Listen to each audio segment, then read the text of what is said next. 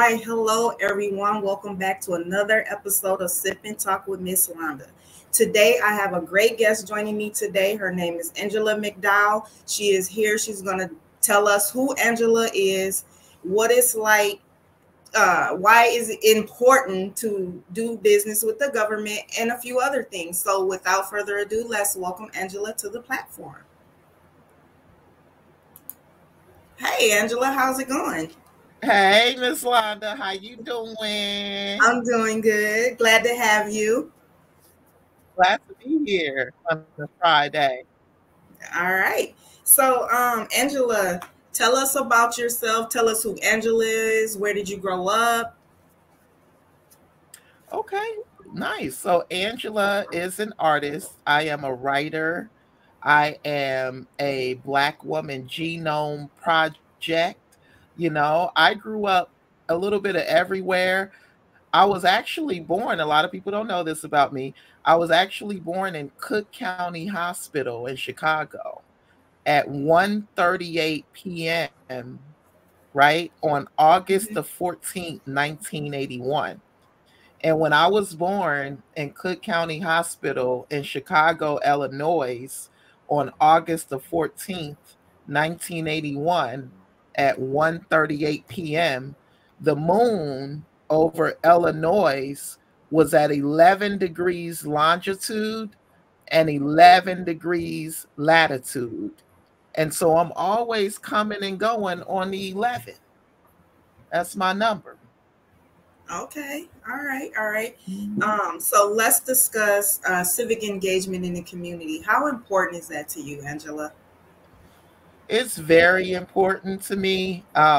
It's so important, and I think that a lot of people get overwhelmed by the words that are being used all the time by government specifically, and just to know that everything is literal and things are what they are. We're literally civic engaging right now. We're civically engaging right now.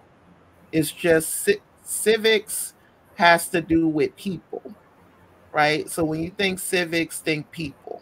And then you think engaging with people. That's it.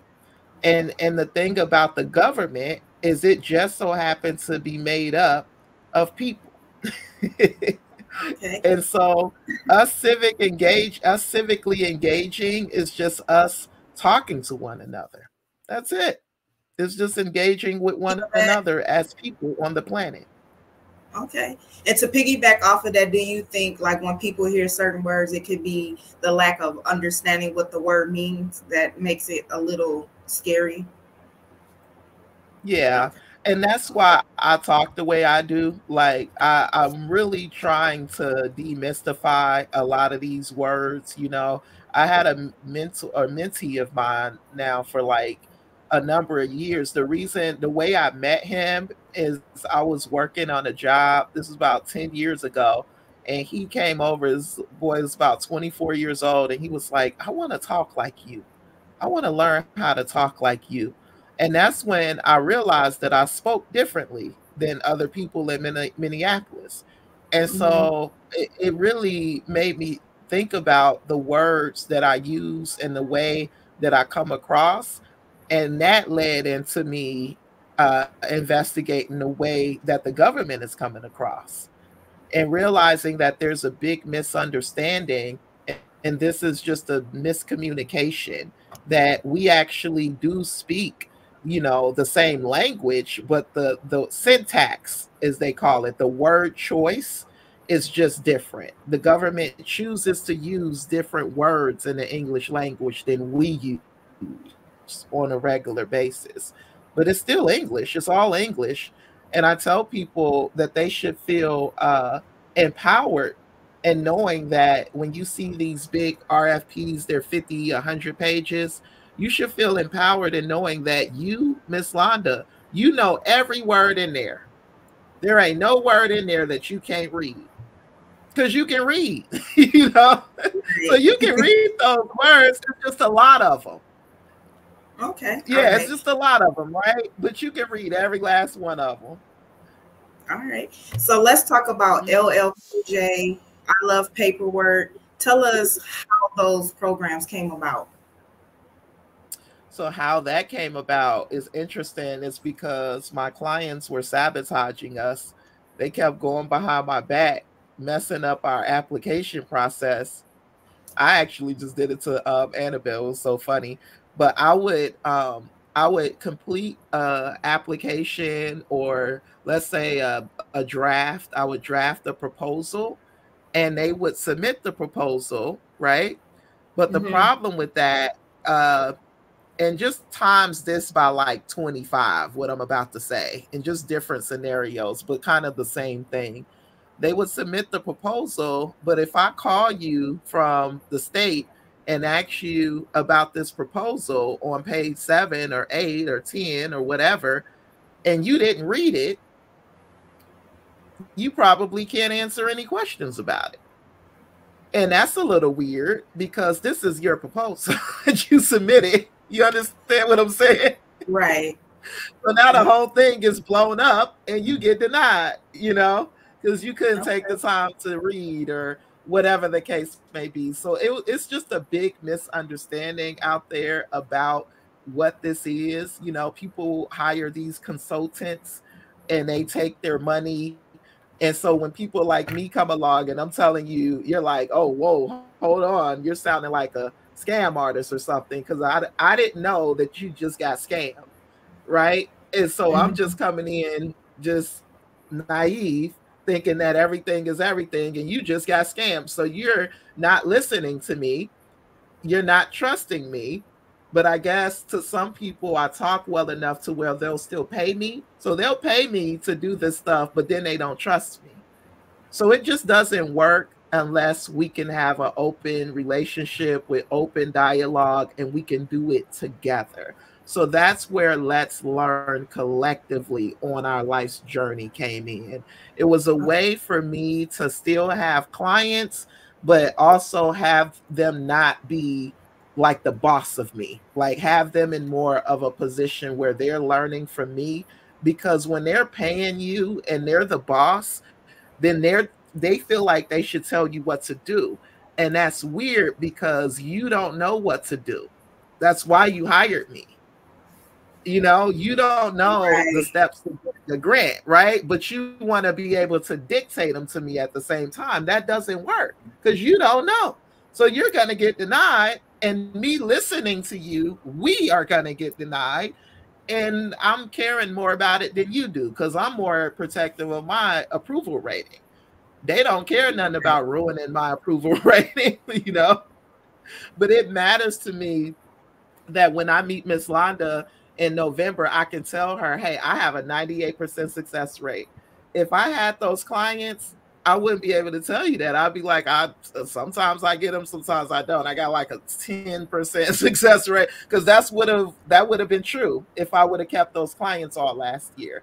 But because I fired them in January and made so I have two companies. I have a company called I Love Paperwork, and I have a company called LL Cool J. I Mm-hmm. Love Paperwork writes grants. LL Cool J teaches people how to write grants. LL Okay. Cool J is I Love Paperwork's only client in Minnesota. So I Love Paperwork writes grants for LL Cool J. And Okay. LL Cool J is a great client. LL Cool J submits the paperwork on time to Angela. LL Cool J makes sure that we don't miss a deadline. If LL Cool J has a question, I Love Paperwork answers it. And LL Cool J listens to the answer and follows directions. So I Okay. follow my own directions very well. I listen to myself very well. And I have a 98% success rate due to being my favorite client. I'm my best client. So it'll be like somebody, a lot of people think that they have to do it like this. A lot of people think that they have to have a nonprofit and a for profit and have the for profit feed the nonprofit, and they do that whole thing. Those people need to join LL Cool J so I can show them how to do it with two LLCs and less paperwork, right? So I'm glad you touched on that because that's what I've always been told. I have a nonprofit, but I have to partner with the for-profit to even, gain any grant funding or anything. That's what I've always been told. So glad you touched on Yeah. that. A lot of And people think that.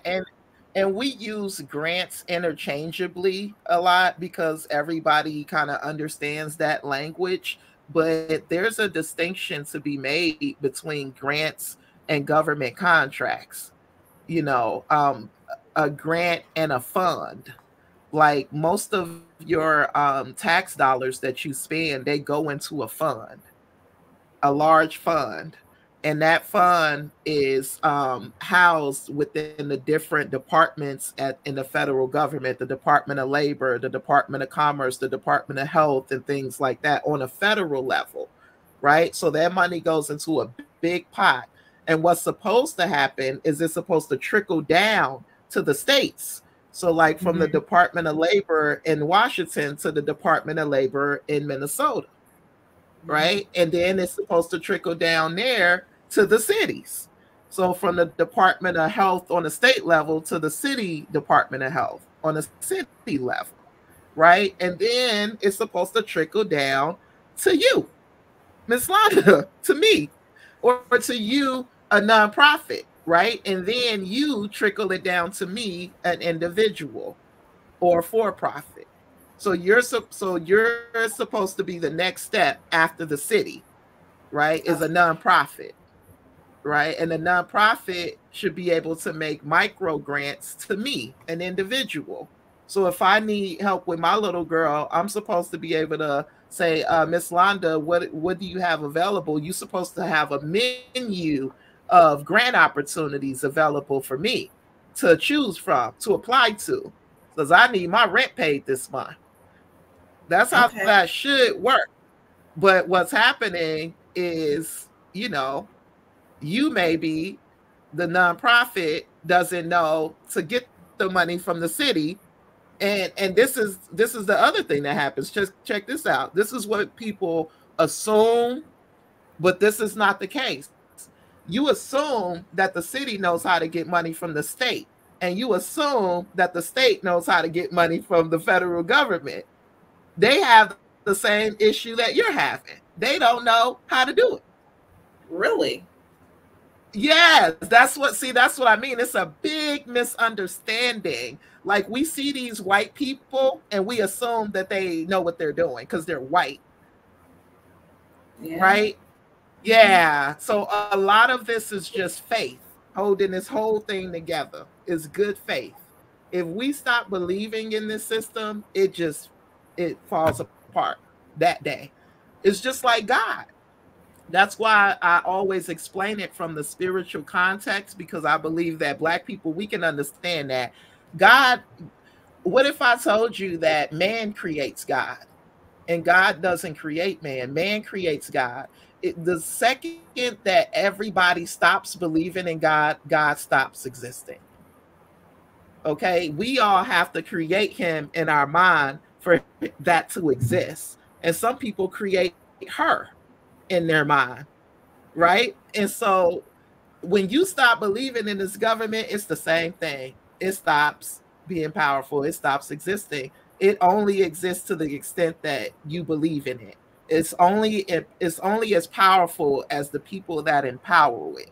So if we take our power back, which we should and we can and we are, then now we are powerful. It's all power to the people, all power to the people, right? We are the powerful ones because as soon as we stop believing in this shit, it falls apart. You have to believe that that white man with that briefcase that used to come into your house, that he had the power over your family. You have to believe that. If you stop believing that, it stopped being true. And the last thing I'm gonna say, I'll take it to the slave plantation. We had to believe that we were slaves because we all know that there was more of us.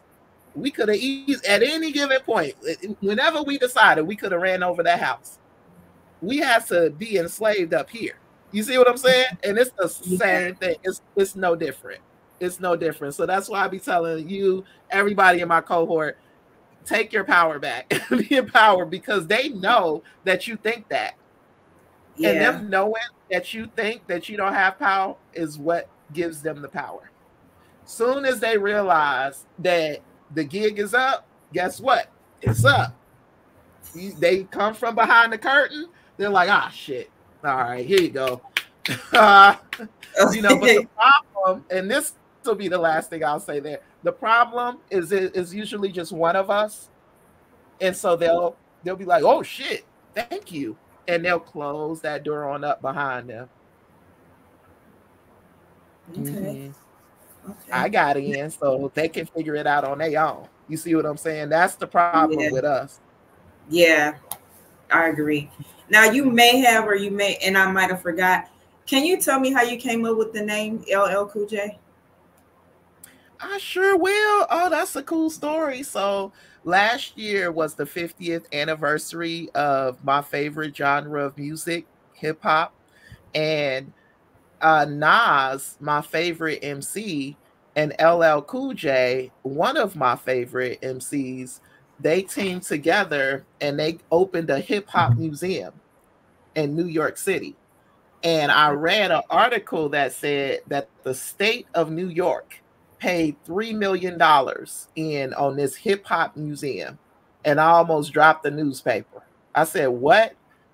Because I've never been in New York because I have a Mm-hmm. fear of rodents, right? But um, I said the state is usually locking up hip hop. You hear about the hip hop police in New York. If you're a hip hopper, you hear about that. And so it's like the state is actually paying in on hip hop because usually they're paying to lock up hip hop and to beat up hip hop and to murder hip hop, but they're paying to uplift and elevate hip hop. That's crazy. Oh my God. I wonder if I could get the state of Minnesota to do some shit like that. And that's where I was like playing with LL Cool J's name because I kept seeing his name in the article. I was like, let's learn collectively on our life's journey. I bet you I could get them to put LL Cool J on a state contract if I call it this. And so my mind is just devilish. And so I Okay. said, let me see if I can get Minnesota to put LL Cool J on a state contract. And that was my personal little love letter to hip hop because I didn't really get a chance to do any music or album or anything. So I said, what can I do for hip hop to celebrate? I'm gonna get the state of Minnesota to put hip hop on a state application. So All right. or a Okay. state contract. Oh yeah. We own a Okay. city contract, we own a county contract, we own a few state contracts. We did that. So that's where the name came from. Okay. All right. So why would you say it's good to do business with the government? Can you repeat that, please? I said, why would you say that it's good to do business with the government? Because that is the way to do business. If you're Okay. doing good business, you're doing business with the government. If you're not doing business with the government, you're not doing good business. The government is the number one consumer of goods and services on the planet. If you're not doing business with the government, you're probably the government's business. You're probably a product or beneficiary of a government service, meaning that you're probably low income and you're receiving some sort of government benefit or something to that nature. But if you're in business in this capitalistic system, then you're doing business with the government. Walmart, Target, everybody that's in business is doing business with the government, Okay.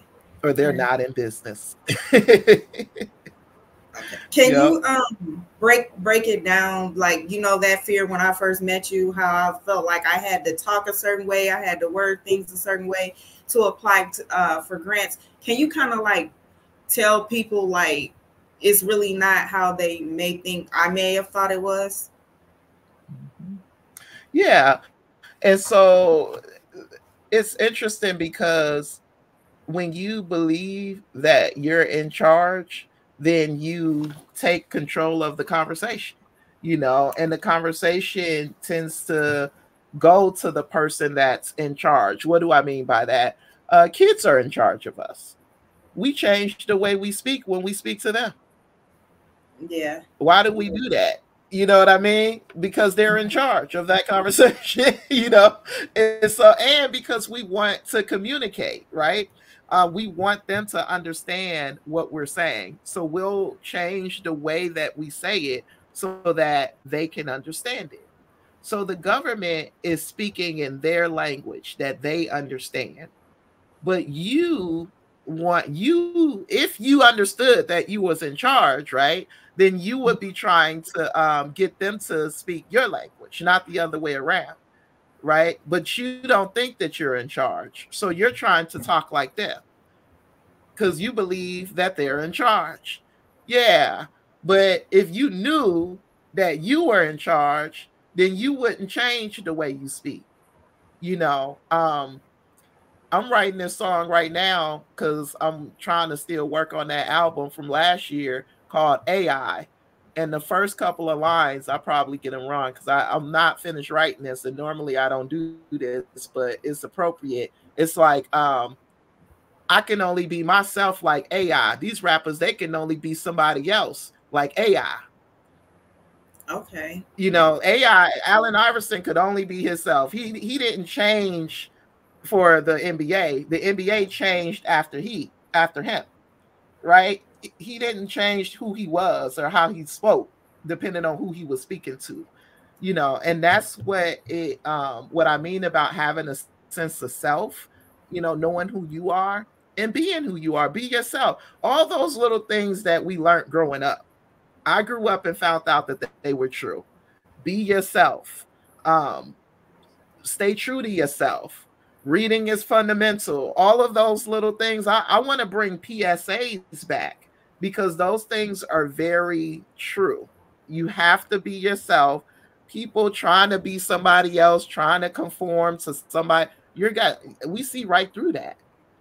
We see right through that, and no, we don't trust you with tens of thousands of dollars, and no, we don't want you mentoring our kids out here when you don't even have a sense of self.